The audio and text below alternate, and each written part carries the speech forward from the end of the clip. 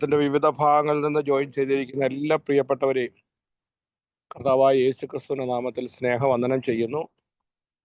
ഇന്നത്തെ ക്ലാസ് ഏറ്റവും അനുഗ്രഹമായി തീരേണ്ടതിനായിട്ട് നമുക്ക് പ്രാർത്ഥനയോടെ ആയിരിക്കാം. ഇന്ന് രാത്രിയിൽ ക്ലാസ് എടുക്കുന്നത് കർത്താവിൻ്റെ ദാസൻ ഇവാഞ്ചലിസ്റ്റ് ഷാജൻ പാറക്കടവിലാണ്. അദ്ദേഹത്തിൻ്റെ ക്ലാസ്സുകൾ ഏറ്റവും അനുഗ്രഹമായി തീരുവാൻ നാം എല്ലാവരും പ്രാർത്ഥിച്ചുകൊണ്ടിരിക്കുമ്പോൾ ഇതിൽ ജോയിൻ ചെയ്യുന്ന എല്ലാവർക്കും, പിന്നീട് കേൾക്കുന്ന എല്ലാവർക്കും ഇത് അനുഗ്രഹമായി തീരേണ്ടതിനായി പ്രാർത്ഥിച്ചുകൊണ്ടിരിക്കുമ്പോൾ ദൈവാത്മാവ് പ്രേരിപ്പിക്കുന്ന ആരെങ്കിലും ഒരാൾ അൺമ്യൂട്ട് ചെയ്ത് പ്രാർത്ഥിച്ചാൽ.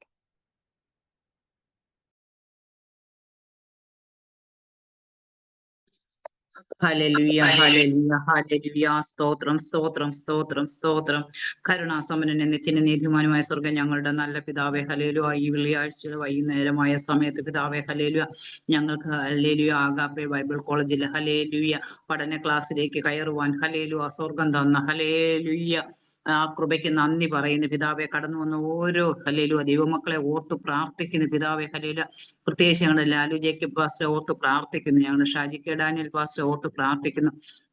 ഇന്ന് ഞങ്ങൾക്ക് വേണ്ടി ഹല്ലേലൂയ സ്തോത്രം ക്ലാസ് എടുക്കുന്ന ഞങ്ങളുടെ ഹല്ലേലൂയ ഷാജൻ പാറക്കടവിൽ ഹല്ലേലൂയ ആ ദേവദാസിനെ ഹല്ലേലൂയ സാറിനെ ഞങ്ങൾ അനുഗ്രഹിച്ചു പ്രാർത്ഥിക്കുന്ന പിതാവെ. ഇന്ന് കടന്നു വന്ന ഓരോരുത്തർക്കും ഇന്നത്തെ ക്ലാസ് അനുഗ്രഹമായി തീരട്ടെ പിതാവെ. അവരുടെ ജീവിതത്തിൽ അത് ഹല്ലേലൂയ ആത്മീയ വളർച്ചയിൽ ഹല്ലേലൂയ അത് ഏറ്റവും അനുഗ്രഹമായി തീരുവാൻ ദൈവം കൃപ ചെയ്യണമേ. പഠിപ്പിക്കുന്ന ക്ലാസ്സുകൾ അത് ഗ്രഹിക്കുവാനും അത് മറ്റുള്ളവർക്ക് പകർന്നു കൊടുക്കുവാനും ഒക്കെ അവരുടെ ജീവിതത്തിൽ അത് വലിയ അനുഗ്രഹമായി തീരട്ടെ എന്ന് ഹല്ലേലൂയ ദൈവ സർവശക്തനോട് പ്രാർത്ഥിക്കുന്ന പിതാവെ. ഹല്ലേലൂയ സ്വർഗം ഞങ്ങൾക്ക് വേണ്ടി അത് ഹല്ലേലൂയ അങ്ങനെ കനിഞ്ഞ് അനുഗ്രഹിച്ച് തന്നതുകൊണ്ട് നന്ദി പറയുന്നു. ഹല്ലേലൂയ ഇതിന്റെ ഹല്ലേലൂയ ദൈവമേ എല്ലാ അധ്യാപകരെയും ഞങ്ങൾ ഈ സമയം അനുഗ്രഹിച്ചു പ്രാർത്ഥിക്കുന്നു പിതാവെ. ദൈവത്തിന്റെ കരം കൂടെ ഇരിക്കുമാറാകട്ടെ. ഹല്ലേലൂയ ഞങ്ങൾക്ക് ഹല്ലേലൂയ ഈ ബൈബിൾ കോളേജ് ഏറ്റവും അനുഗ്രഹമാണ്. ഇന്നത്തെ ക്ലാസ് ഏറ്റവും അനുഗ്രഹമായി തീരുന്നത് കൊണ്ട് നന്ദി പറയുന്നു പിതാവെ. ദൈവത്തിന്റെ പുണ്യപാദപീഠത്തിലേക്ക് സമസ്ത വിഷയം ഏൽപ്പിക്കുന്നു. സകലതും യേശുക്രിസ്തുവിന്റെ ധന്യമുള്ള നാമത്തിൽ തന്നെ. ആമേൻ, ആമേൻ, ആമേൻ.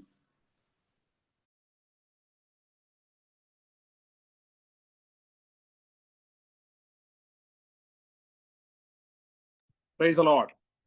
തുടർന്നുള്ള ക്ലാസ് എടുക്കുവാൻ കർത്താവിൻ്റെ ദാസൻ ഇവാഞ്ചലിസ്റ്റ് ഷാജൻ പാറക്കടവിലിനെ വളരെ സ്നേഹത്തോടെ ആദരവോടെ ക്ഷണിക്കുന്നു.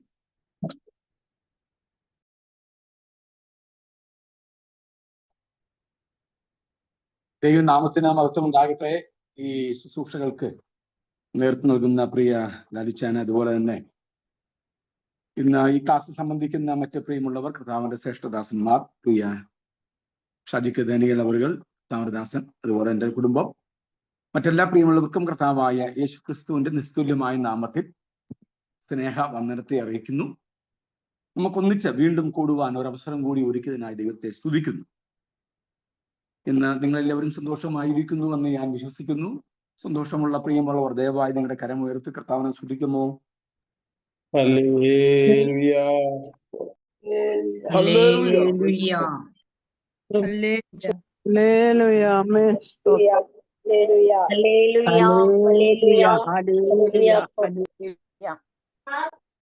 ഒരു ആളുകൾ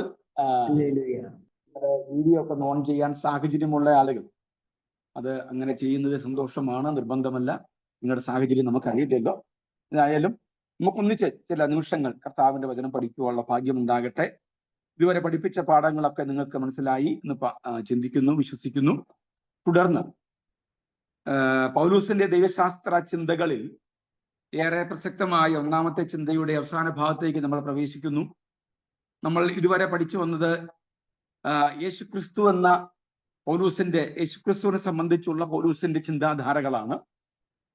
അതിൽ ഇനി നമ്മൾ പഠിക്കാൻ പോകുന്നത് ക്രിസ്തുവിന്റെ നാമധേയങ്ങൾ.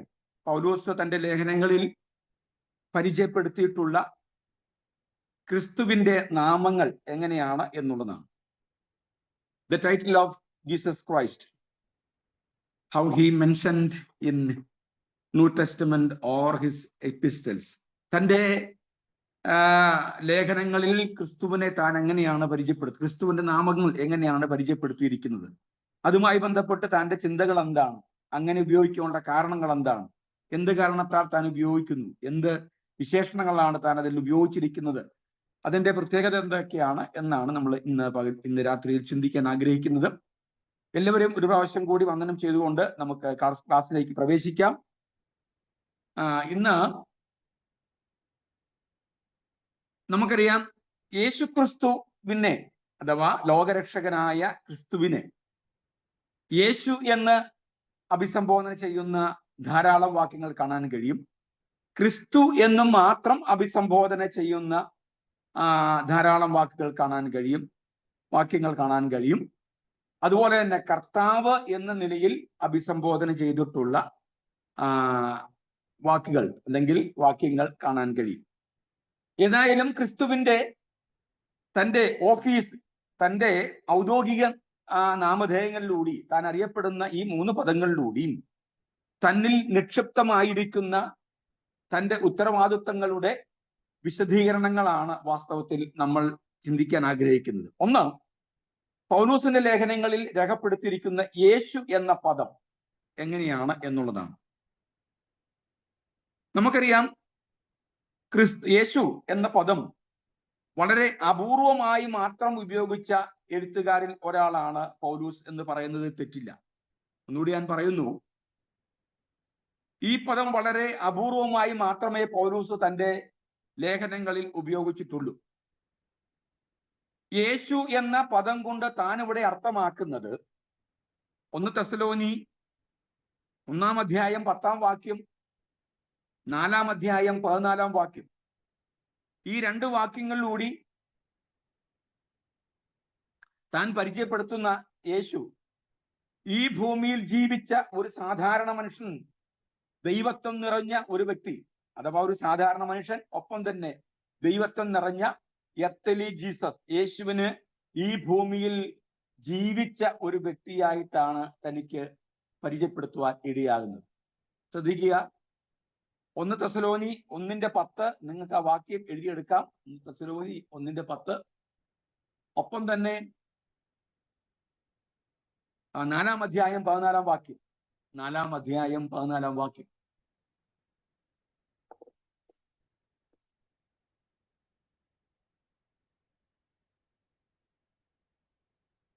എർത്തിലി ജീസസ്, യേശു ഭൂമിയിൽ വസിച്ച യേശുവിനെ കുറിക്കുവാൻ വേണ്ടിയാണ് ഈ 2 പദങ്ങൾ യേശുവെന്ന ഈ 2 അധ്യായങ്ങളിൽ അല്ലെങ്കിൽ 2 വാക്യങ്ങളിലൂടെ ക്രിസ്തുവിനെ പരിചയപ്പെടുത്തുന്നത്.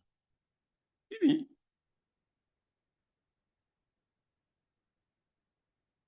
യേശു ക്രിസ്തു എന്ന് തൻ്റെ ലേഖനങ്ങൾ മുഴുവൻ പഠിച്ചു കഴിഞ്ഞാൽ ഏകദേശം 23 പ്രാവശ്യം താൻ ഉപയോഗിക്കുന്നു യേശു ക്രിസ്തു. ക്രിസ്തു യേശു എന്ന് 48 പ്രാവശ്യം താൻ ഉപയോഗിക്കുന്നുണ്ട്. കർത്താവായ യേശു എന്ന 27 പ്രാവശ്യം, കർത്താവായ യേശു ക്രിസ്തു എന്ന് 52 പ്രാവശ്യം താൻ ഉപയോഗിക്കുന്നു. ഈ ശ്രദ്ധിക്കുക,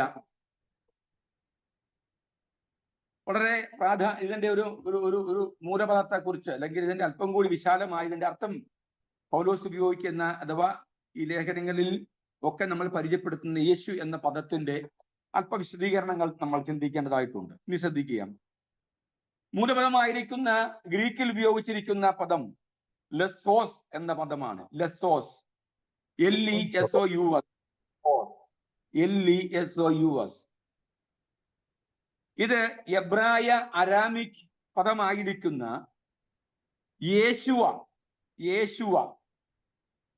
എബ്രായ അരാമിക് പദമായിരിക്കുന്ന യേശുവ,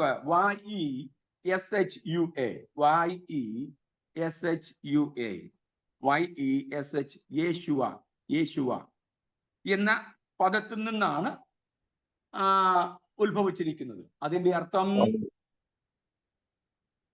അർത്ഥം യാഹ്വേ ഈസ് സാൽവേഷൻ, യഹോവ രക്ഷയാകുന്നു എന്നാണ് നമ്മൾ അർത്ഥമാക്കേണ്ടത്. യേശു എന്ന പദം ഉപയോഗിച്ചിരിക്കുന്നത് ലെസോസ് എന്ന പദമാണ് ഗ്രീക്കിൽ ഉപയോഗിച്ചിരിക്കുന്നതിന്റെ അർത്ഥം. അത് ഒരു അരാമിക് എബ്രായ ഭാഷയിൽ നിന്നും പദത്തിൽ നിന്നും ഉരുത്തിരിഞ്ഞു വന്ന പദമാണ്. അഥവാ അരാമിക് എബ്രായ പദമായ യേശുവ എന്ന പദത്തിൽ നിന്നും വന്നതാണ്. അതിന്റെ അർത്ഥം Yahweh is salvation, YAHWEH, Yahweh is salvation, SALVATION, യഹോവ രക്ഷയാകുന്നു എന്നാണ് അർത്ഥമാക്കുന്നത്. ഈ ശ്രദ്ധിക്കുക അല്പം കൂടി വിശാലമായി. നമുക്കറിയാം, മത്തായിയുടെ സുവിശേഷം വായിക്കുമ്പോൾ അവിടെ ദൂതൻ വന്ന് ഈ യോസഫിന് കൊടുക്കുന്ന ഒരു ഇൻസ്ട്രക്ഷനുണ്ട്. അത് നിങ്ങൾക്ക് കുഞ്ഞ് ജനിക്കുമ്പോൾ അവന് യേശു എന്ന് പേരിടണം. അതിന്റെ അത് അർത്ഥമാക്കുന്നത് എങ്ങനെയാണ്? ദൂതൻ പറയുന്നത്, he will save his people from their sin. He will save his people from their, അവരുടെ പാപങ്ങളിൽ നിന്നും അവൻ എന്ത് ചെയ്യും? രക്ഷിക്കും.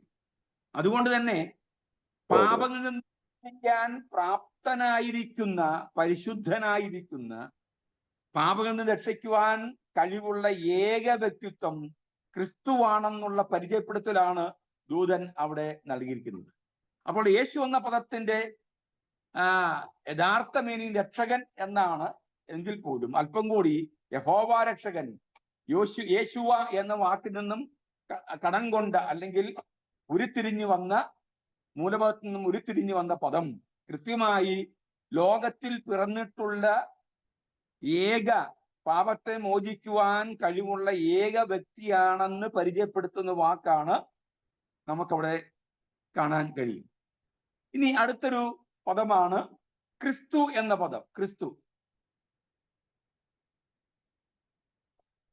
ക്രിസ്തു എന്ന പദം അല്പം കൂടി വ്യത്യസ്തമായ ആശയ വ്യാപ്തിയോടുകൂടിയാണ് പൗലോസ് തന്റെ പദം ഉപയോഗിക്കുന്നത്. ഒന്നുകൂടി ഞാൻ പറയുന്നു, ക്രിസ്തു എന്ന പദം സർവ്വസാധാരണമായി വ്യത്യസ്തമായ ആശയവ്യാപ്തിയോടുകൂടിയാണ് പൗലോസ് ഉപയോഗിക്കുന്നത്. റോമാലേഖനം 1-ാം അധ്യായം 3-ാം വാക്യം നമ്മൾ വായിക്കുമ്പോൾ അവിടെ കാണുന്നു, ജഡപ്രകാരം ക്രിസ്തു എന്നത് ഭൂമിയിൽ വസിക്കുന്ന ഒരു ക്രിസ്തുവിനെ, യേശുവിനെയാണ് കുറിക്കുന്നത്. മാത്രമല്ല, ദാവീദിന്റെ സന്തതിയായി പിറക്കുന്ന ഒരുവനെ പ്രതീക്ഷിച്ച യഹൂദന്മാർ സുദീർഘ വർഷങ്ങളായി കാത്തിരിക്കുകയാണ്.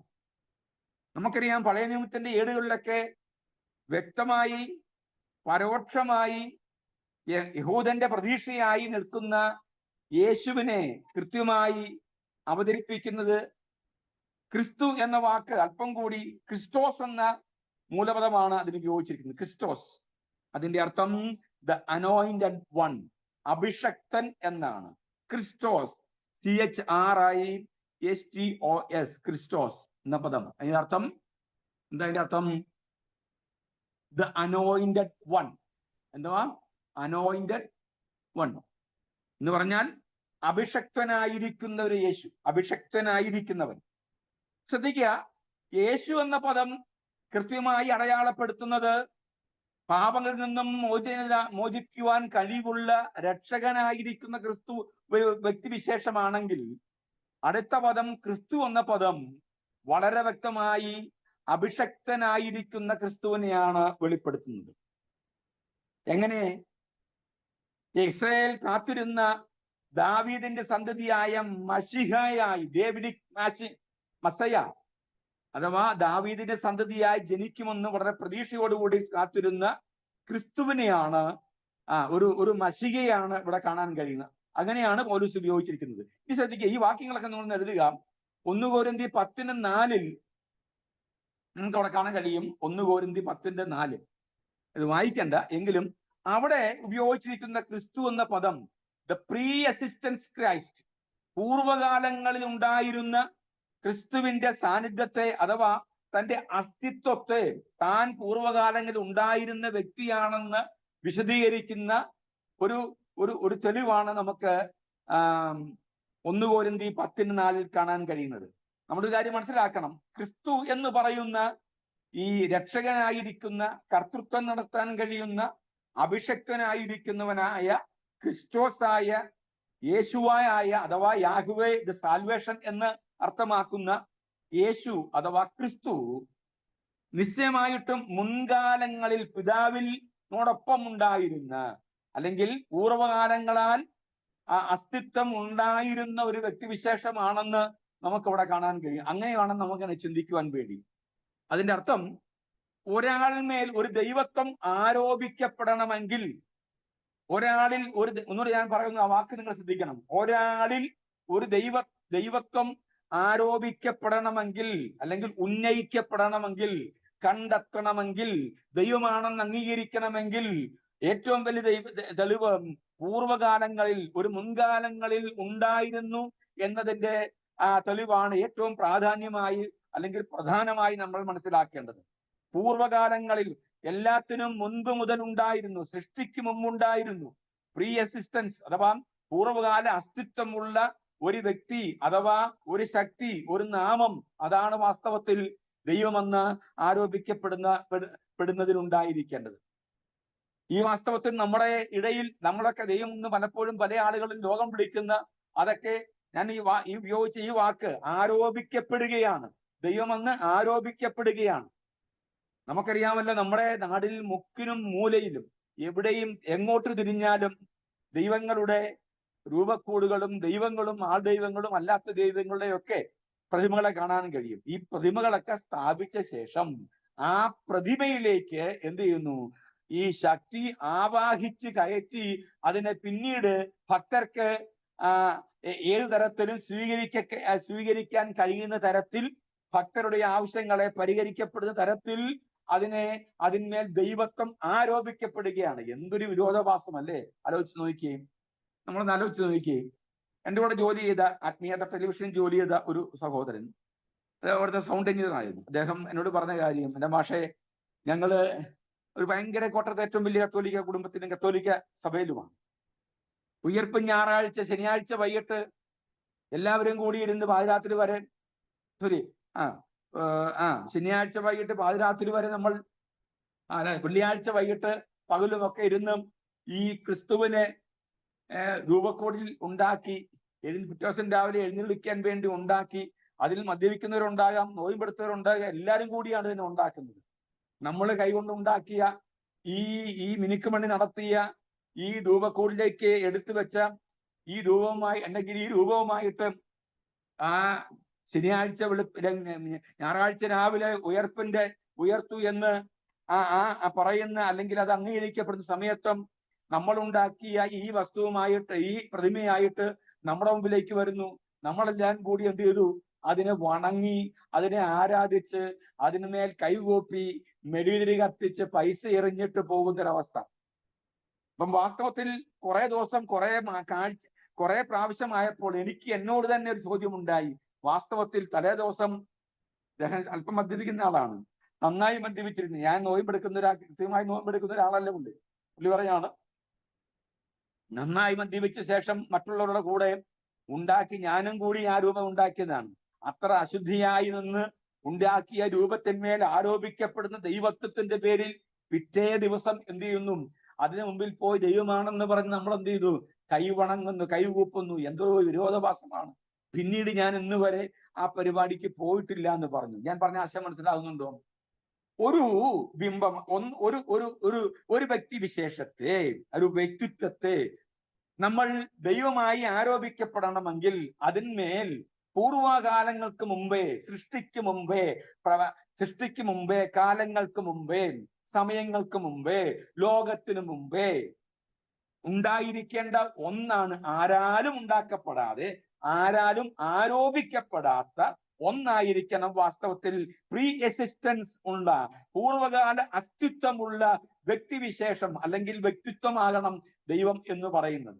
ഇനി ആ ദൈവമാണ് സകലത്തെയും ഉണ്ടാക്കുവാൻ ശക്തനായിരിക്കുന്ന ഒരു വ്യക്തിവിശേഷം. അതിനാണ് നമ്മൾ ദൈവം എന്ന് പറയേണ്ടത്. അപ്പോൾ ക്രിസ്തു എന്ന് പറയുന്ന അനോയിന്റഡ് വൺ, അതാണ് അതിന്റെ വാക്കിന്റെ അർത്ഥം. He become A anointed, Christ become A central part of the Jesus name for the Christian. നമ്മുടെ എല്ലാം ക്രിസ്തീയ വിശ്വാസത്തിന്റെ കേന്ദ്രബിന്ദു എന്ന് പറയുന്നത് ഈ അഭിഷക്തനായിരിക്കുന്ന ക്രിസ്തു എന്ന് പറയുന്ന ലോകരക്ഷകനായിരിക്കുന്ന ദൈവമായിരിക്കുന്ന, ആരോപിക്കപ്പെടാത്ത ദൈവത്വം ആരോപിക്കപ്പെടാതെ ദൈവമായ, ഇനി ലളിതമായിട്ട് അല്പം കൂടി വിശാലമായിട്ട് പറഞ്ഞാൽ സ്വയംഭൂവായ, ആരാലും ഉണ്ടാക്കപ്പെടാതെ സ്വയം ഉളവായി ഉണ്ടായതായ ആ എക്സിസ്റ്റൻസ് ഉള്ള വ്യക്തിയാണ് വാസ്തവത്തിൽ ദൈവം. പൗലോസ് കൂടെ പറയുന്നതും അത് തന്നെയാണ്. ഏത് വാക്യം? ആ വാക്യം നമ്മൾ വായിച്ച്, ആ വാക്യത്തിന്റെ ഇതാണ് 1 കൊരിന്ത്യർ 10:4. ഇനി ഇനി ശ്രദ്ധിക്കുക. ഇനി റോമാലേഖനം 8-ാം അധ്യായം 17-ാം വാക്യം. റോമർ 8:17, 2 കൊരിന്ത്യർ 13:4.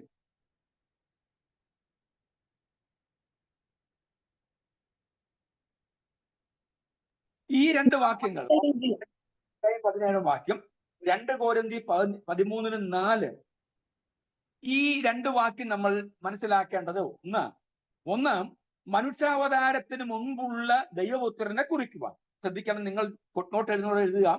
മനുഷ്യാവതാരത്തിന് മുമ്പ്, ക്രിസ്തുവിന്റെ ജഡാവതാരത്തിന് ഭൂമിയിലെ പിറവിക്ക് മുമ്പ് ഉണ്ടായിരുന്ന ക്രിസ്തുവിനെ അഥവാ ദൈവപുത്രനെ കുറിക്കുവാൻ ഉപയോഗിക്കുന്ന ഒരു പദം. 2, മനുഷ്യാവതാരം ചെയ്ത ക്രിസ്തു ചരിത്രത്തിൽ വെളിപ്പെട്ട ഒരു യേശുവാണെന്ന് കുറിക്കുവാൻ താൻ ഉപയോഗിക്കുന്നു. 1, മനുഷ്യാവതാരത്തിന് മുമ്പ് ഉണ്ടായിരുന്ന ദൈവപുത്രനെ കുറിക്കുവാൻ വേണ്ടിയാണ് ആ പദം ഉപയോഗിച്ചിരിക്കുന്നത്. രണ്ടാമത്തെ പദം താൻ രണ്ടാമത്തെ ചിന്ത, മനുഷ്യാവതാരം ചെയ്ത് ചരിത്രത്തിൽ വെളിപ്പെട്ട യേശുവിനെ കുറിക്കുവാൻ വേണ്ടിയാണ് ആ പദം ഉപയോഗിച്ചിരിക്കുന്നത്. ഇനി 3, ഉയർത്തെഴുന്നേറ്റ് മഹത്വത്തിലായിരിക്കുന്ന ക്രിസ്തുവിനെ കുറിക്കുവാൻ വേണ്ടിയാണ് പൗലോസ് ക്രിസ്തു എന്ന പദം ഈ 2 വാക്യങ്ങളിൽ ഉപയോഗിച്ചിരിക്കുന്നത്. അപ്പൊ നമ്മൾ മനസ്സിലാക്കേണ്ടത്, ക്രിസ്തു എന്ന പദം പൗലോസ് ഉപയോഗിക്കുമ്പോൾ ഒരു സാധാരണ പദമായിട്ടല്ല പൗലോസ് ഉപയോഗിക്കുന്നത്. മറിച്ച് ക്രിസ്തുവിന്റെ സമ്പൂർണ്ണ കാര്യപരിപാടിയുടെ, കർമ്മത്തിന്റെ, അല്ലെങ്കിൽ താൻ ഈ ഭൂമിയിൽ കാഴ്ചവെച്ച സമസ്ത കാര്യങ്ങളുടെ ആകത്തുകയായി മാനവരാശിയുടെ രക്ഷ അല്ലെങ്കിൽ ക്രിസ്തുവിലൂടെ സാധ്യമാക്കി തീർത്ത വ്യക്തിയാണെന്ന് കുറിക്കുവാനും, ഒപ്പം തന്നെ ക്രിസ്തു എന്ന് പറയുന്നത് ഒരു ചരിത്രത്തിൽ വെളിപ്പെട്ട, ചരിത്രത്തിന് അതീതമായി തീർന്ന വ്യക്തിയാണ്. ഞാൻ കഴിഞ്ഞ ആഴ്ച പറഞ്ഞ പോലെ ഹിസ്റ്ററി മീൻസ് ഹിസ്റ്റോറി. ഇന്നലകളിൽ സംഭവിച്ച കാര്യങ്ങൾ നാളേക്ക് വേണ്ടി ഇന്നുകളിൽ രേഖപ്പെടുത്തുന്നവയെ ചരിത്രം എന്ന് പറയാമെങ്കിൽ, ഇന്നുകളിൽ ഉണ്ടായിരുന്ന ഒരു വലിയ സംഭവത്തിന്റെ, ഒരു വലിയ കർമ്മത്തിന്റെ, ഒരു വലിയ പ്രവൃത്തിയുടെ ലോകത്തിന് ആർക്കും കാഴ്ചവെക്കാൻ കഴിയാത്ത ഏറ്റവും പ്രബലമായ, ഏറ്റവും ശക്തമായ, ഏറ്റവും വ്യക്തമായ, ഏറ്റവും സുതാര്യമായ, അഥവാ ആർക്കും ചെയ്യാൻ കഴിയാത്ത ഏറ്റവും വലിയ പുണ്യപ്രവൃത്തിയുടെ പാപപരിഹാരമായി തീർന്ന ദൈവത്തിന്റെ ആ പ്രവൃത്തിയുടെ വിശദീകരണമാണ് വാസ്തവത്തിൽ ക്രിസ്തു എന്ന് പറയുന്നത്. ഇനി ശ്രദ്ധിച്ചേ, അത് ചരിത്രത്തിൽ രേഖപ്പെടുത്തിയ ഇതാണ്. ഇനി ക്രിസ്തു എന്ന് പറയുന്ന വ്യക്തിവിശേഷത്തെ പൗലോസ് ഉപയോഗിക്കുന്നത് തന്റെ കർമ്മം കൊണ്ട് കാലം കഴിയുമ്പോൾ യൂസ് ആൻഡ് ത്രോ എന്ന് പറയുന്ന പോലെ, ഏതെങ്കിലും ഒരു കാലഘട്ടത്തിൽ ആരാലോ നിർമ്മിക്കപ്പെടുകയും ഉപയോഗശേഷം വീണ്ടും വലിച്ചെറിയപ്പെടുകയും ചെയ്യപ്പെടുന്ന, ദുരുപയോഗം ചെയ്യുന്ന ഒരു വസ്തുവായിട്ടല്ല ക്രിസ്തുവിനെ പരിചയപ്പെടുന്നത്. ഒരു വസ്തുവായിട്ടല്ല, മറിച്ച് ക്രിസ്തു എന്ന് പറയുന്ന വ്യക്തിവിശേഷം ചരിത്രത്തിൽ മാത്രമല്ല, മുൻപുണ്ടായിരുന്നവൻ മാത്രമല്ല, മരണത്തെ ജയിച്ച ഉയർത്ത ഒരുവനാണെന്ന് വെളിപ്പെടുത്താൻ. എന്ന് പറഞ്ഞാൽ തൻ്റെ മേൽ വീണ അഭിഷേകം എന്ന് പറയുന്നത്, അഭിഷക്തൻ അഥവാ അനോയിന്റഡ് വൺ എന്ന് പറയുമ്പോൾ അതിന്റെ വിശാലമായ അർത്ഥം നമ്മൾ മനസ്സിലാക്കേണ്ടത് ക്രിസ്തുവിന്റെ സർവ പരിത്യാഗത്തെ മാത്രമല്ല, സർവ ചരിത്രത്തെ മാത്രമല്ല, തന്റെ ജീവിത ചരിത്രത്തെ മാത്രമല്ല, താനെന്ന് പറയുന്ന വ്യക്തിവിശേഷത്തിന്റെ സമസ്ത മേഖലയും കുറിക്കാൻ ആ ഒറ്റപ്പദം പൗലോസ് ഉപയോഗിക്കുന്നതായിട്ട് കാണാൻ കഴിയും. ശ്രദ്ധിച്ചേ, യൂണിറ്റി ഇൻ റെവലേഷൻ എന്ന് പറഞ്ഞാൽ വെളിപ്പാടിന്റെ ഐക്യതയെ, തന്നിൽ വെളിപ്പെട്ട താൻ ആരാണോ അതിന്റെയൊക്കെ ഏറ്റവും പരമകാഷ്ടമായ, അല്ലെങ്കിൽ ഏറ്റവും പരമമായ, ഏറ്റവും പിന്നാക്കളായിട്ടുള്ള, ഏറ്റവും എന്ന് പറഞ്ഞാൽ ഏറ്റവും അതിന് മേലപ്പുറം ഇല്ല എന്ന് പറയത്തക്ക നിലയിൽ മഹത്വമുള്ള വ്യക്തിയായിട്ടാണ് ക്രിസ്തുവിനെ പൗലോസ് അവതരിപ്പിക്കുന്നത്.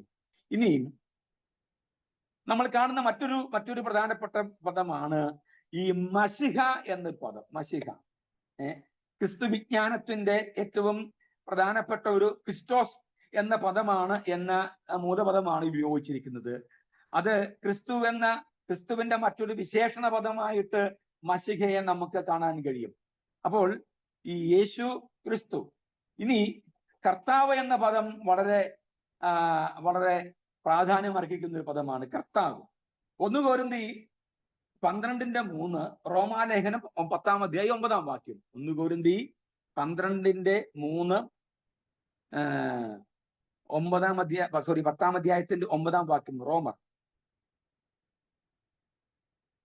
പൗലൂസിന്റെ കൃതികളിൽ സർവ്വസാധാരണയായി യേശുവിനെ ഉപയോഗിച്ചിട്ടുള്ള ഒരു വിശേഷണ പദമാണ് കർത്താവ് എന്ന പദം.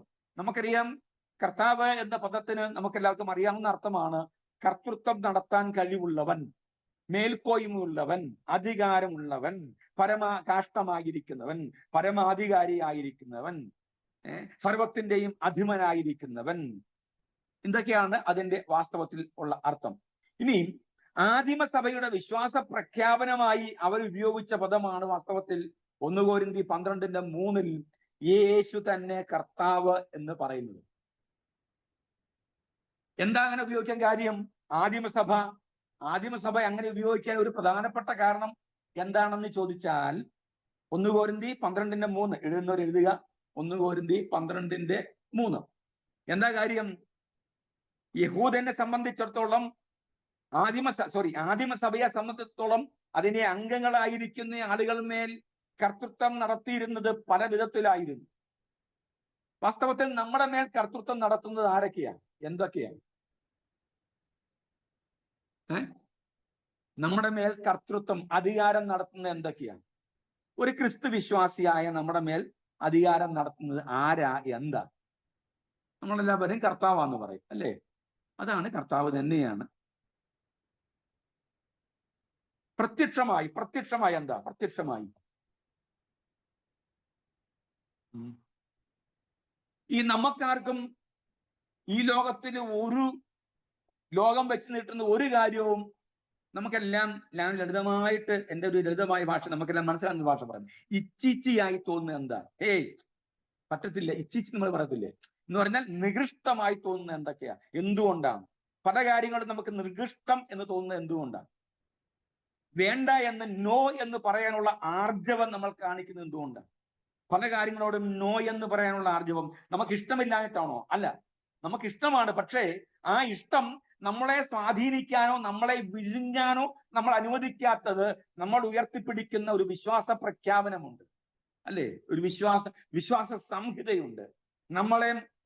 നമ്മളെന്ന് പറയുന്ന മൂല്യത്തെ, അതിന് കൂടുതൽ വിശേഷണം നൽകുന്ന, ചാരുതയേകുന്ന, കൂടുതൽ ഒരു പകിട്ടേറുന്ന, വളരെ മാധുര്യമുള്ള ഒന്നാക്കി നമ്മളെ എപ്പോഴും ലോകത്തിൽ വേറിട്ട് നിർത്തുന്ന ഒന്ന് നമ്മൾ വിശ്വസിക്കുന്ന വിശ്വാസ പ്രമാണം തന്നെയാണ്. യേശു തന്നെയാണ്, ക്രിസ്തു തന്നെയാണ്, കർത്താവ് തന്നെയാണ്. നമ്മൾ വിശ്വസിക്കുന്ന ബൈബിളിന്റെ നമ്മളുടെ ആ വാക്യം തന്നെയാണ്. നമ്മൾ എന്ത് വിശ്വസിക്കുന്നോ അതാണ് വാസ്തവത്തിൽ നമ്മളെ എപ്പോഴും സ്വാധീനിച്ചു നിർത്തുന്നത്, അഥവാ വിഴുങ്ങിക്കളയുന്നു.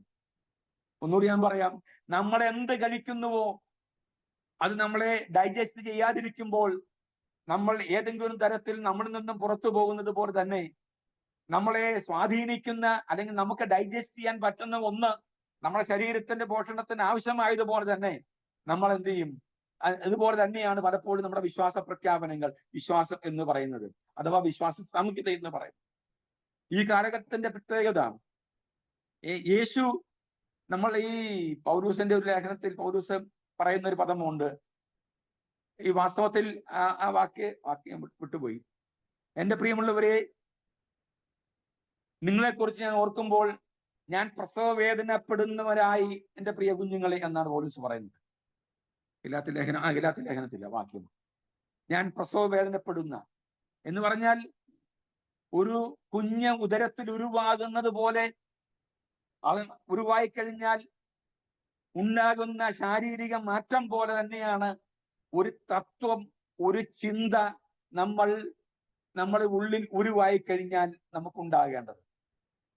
വാസ്തവത്തിൽ ക്രിസ്തു നമ്മെ ഭക്ഷിച്ച് ജീവിക്കുന്നു എന്ന് പറയുന്നൊരവസ്ഥ ആലോചിച്ച് നോക്കിയേ. യേശു മറിയെ ഭക്ഷിച്ചു ജീവിച്ചു. ഇതൊരു പ്രസംഗ വിഷയമാണ്, അതുകൊണ്ട് ഞാൻ അങ്ങനെ പറഞ്ഞാൽ നിങ്ങൾക്ക് അത് മനസ്സിലാകത്തില്ല. തന്നെയല്ല, നമുക്ക് എപ്പോഴും എവിടെയും ഒരു ചാൻസ് കിട്ടുമ്പോൾ നിങ്ങളെ പ്രസംഗം ചെയ്യിപ്പിക്കാം നമ്മുടെ ചാപ്പൽ സർവീസിൽ. ഓക്കെ, ഏതായാലും ഞാൻ നമ്മൾ മനസ്സിലാക്കേണ്ടത് നമ്മളെ സ്വാധീനിക്കുന്നത്, എപ്പോഴും നമ്മളെ നിയന്ത്രിക്കുന്നത്, നമ്മളെ വിഴുങ്ങുന്നത് നമ്മുടെ വിശ്വാസ പ്രഖ്യാപനം അല്ലെങ്കിൽ നമ്മുടെ വിശ്വാസ സാമൂഹികതയാണ്. നമ്മൾ എന്ത് വിശ്വസിക്കുന്നു എന്നുള്ളതാണ്, അല്ലേ? നമുക്കെപ്പോഴും നോ എന്നോ യെസ് എന്നോ എന്ന രണ്ട് പദങ്ങൾ എപ്പോഴും നമ്മുടെ കർണപുടങ്ങളിൽ വന്നലയ്ക്കാൻ കാരണം നമ്മൾ വിശ്വസിക്കുന്ന വിശ്വാസ പ്രമാണമാണ്. പിള്ളേർ പരീക്ഷയിൽ എഴുതുമ്പോൾ നമ്മളൊക്കെ പണ്ട് പരീക്ഷ എഴുതുപോലെ yes or no, yes or no. ഈ ഓർ എന്ന് പറയുന്നത് ഒന്നുകിൽ യെസ് അല്ലെങ്കിൽ എന്താ നോ. ഇതാ അതിനുവേണ്ടി, ആ വേർതിരിവിന് വേണ്ടി, വ്യതിരക്തതയ്ക്ക് വേണ്ടി അല്ലെങ്കിൽ വ്യത്യാസത്തിന് വേണ്ടി നമ്മൾ ഉപയോഗിക്കുന്ന പദമാണ്. പക്ഷെ നമ്മളെല്ലാം ആകെ ഉപയോഗിക്കുന്നത് യേസു അല്ല നോയുമല്ല, ഓറാണ് കണ്ടുപിടിക്കുന്നത്, അല്ലേ? നമുക്കെപ്പോഴും അതും ഉണ്ടല്ലോ നമ്മുടെ കൂടെ, അല്ലേ? നമ്മുടെ ആശയം മനസ്സിലാവുന്നുണ്ടോ? ശ്രദ്ധിച്ചേ, ഞാൻ പറഞ്ഞത് ഇവിടെ പൗലൂസ് ഈ പദങ്ങൾ കർത്താവിനെ കർത്തൃത്വം നടത്താൻ കഴിയുന്നവനാണെന്ന് കൃത്യമായി ആ പദം ഉപയോഗിക്കുന്നത് ആദിമസഭയുടെ പ്രഖ്യാപനമായി അവർ ഉപയോഗിക്കാൻ കാര്യം അവരുടെ ജീവിതത്തിലെ സമസ്ത മേഖലയും സ്വാധീനിക്കുകയും അവരെ വഴി നടത്തുകയും മുൻപോട്ടുള്ള യാത്രയിൽ അവരോടൊപ്പം സഞ്ചരിക്കുകയും ചെയ്തത് പാരമ്പര്യങ്ങൾ ഉണ്ടായിരുന്നു.